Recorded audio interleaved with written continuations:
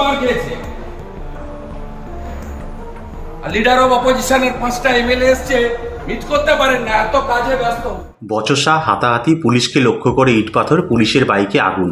দক্ষিণ 24 পরগনার মহেশতলা লাগোয়া রবীন্দ্রনগর এলাকায় যা ঘটল তাতে রাজ্যের আইন শৃঙ্খলা ব্যবস্থা নিয়ে বড়সড় প্রশ্ন উঠে গেল।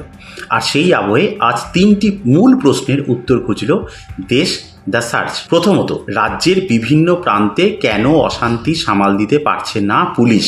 দ্বিতীয়ত, পুলিশের ইন্টেলিজেন্স ব্যবস্থা কি শেষ হয়ে গিয়েছে? তৃতীয়ত, পুলিশের হাত পা কি বেঁধে রাখা হয়েছে? তবে সেই প্রশ্নের উত্তর খোঁজার আগে একবার দেখে নেওয়া যাক রবীন্দ্রনগরে ঠিক কি কি ঘটেছে।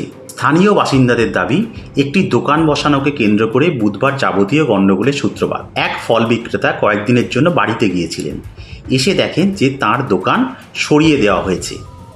সেই ঘটনাকে কেন্দ্র করেই দুই গোষ্ঠীর মধ্যে বচসা শুরু হয়, হাতাহাতি।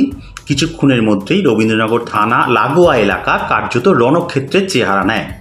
প্রত্যক্ষদর্শীদের অভিযোগ, বাড়িতে এবং দোকানে ব্যাপক ভাঙচুর চালানো হয়েছে, মহিলাদেরও মারধর করা হয়েছে।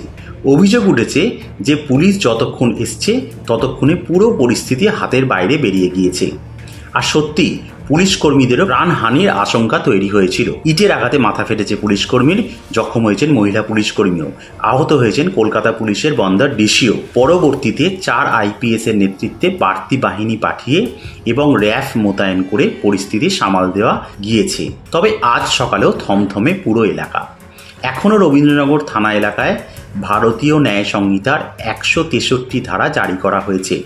পুলিশের তরফে চলছে মাইকিং, মোতায়েন করা হয়েছে অতিরিক্ত পুলিশ, চলছে রুট মার্চ, গ্রেপ্তার করা হয়েছে প্রায় 20 জনকে।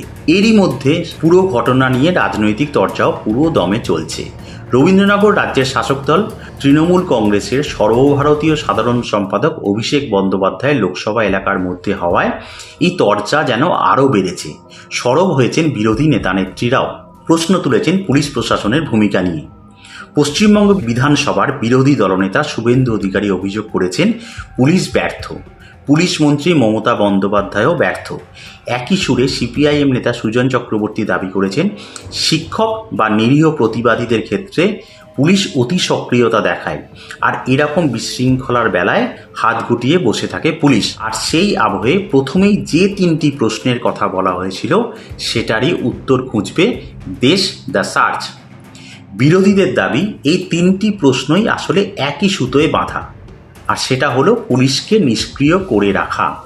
তাঁদের দাবি, রাজ্যের শাসক দলের কথায় উঠতে বসতে হয় পুলিশকে।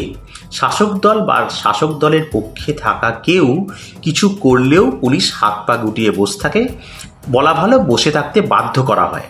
ফলে পুলিশের ইন্টেলিজেন্স ব্যবস্থা কেমন, পুলিশের অশান্তি সামাল দেওয়ার ক্ষমতা কতটা, সেই সব প্রশ্নের উত্তরগুলো তখন একেবারেই গৌণ হয়ে ওঠে। আর সেটার ফল যা হওয়ার সেটাই হচ্ছে।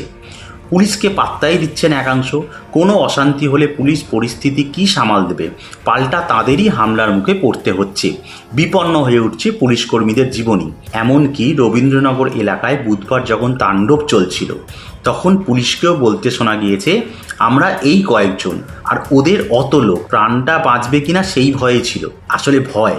আর সেই পরিপ্রেক্ষিতেই প্রদেশ কংগ্রেস সভাপতি শুভঙ্কর সরকার অভিযোগ করেছেন পুলিশকে স্বাধীনভাবে কাজ করতে দেয় না তৃণমূল সরকার, পুলিশের হাত পা বেঁধে রাখা হয়েছে। পুলিশকে স্বাধীনভাবে কাজ করতে দেওয়া হলে এবং রাজ্যের শাসক দল সমাজ বিরোধীদের মদত না দিলে এরকম ঘটনাই ঘটতো না। তবে স্বাভাবিকভাবেই পুলিশের ভূয়সী প্রশংসা করেছে রাজ্যের শাসক দল। কলকাতার মেয়র ফিরহাদ হাকিম দাবি করেছেন পুলিশ পুলিশেরই কাজ করেছে।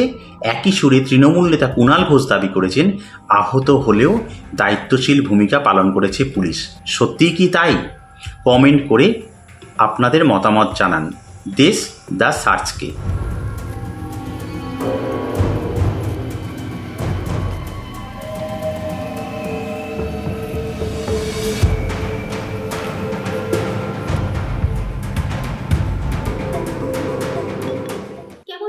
এই ভিডিওটা ভালো লাগলে অবশ্যই একটা লাইক করতে ভুলবেন না।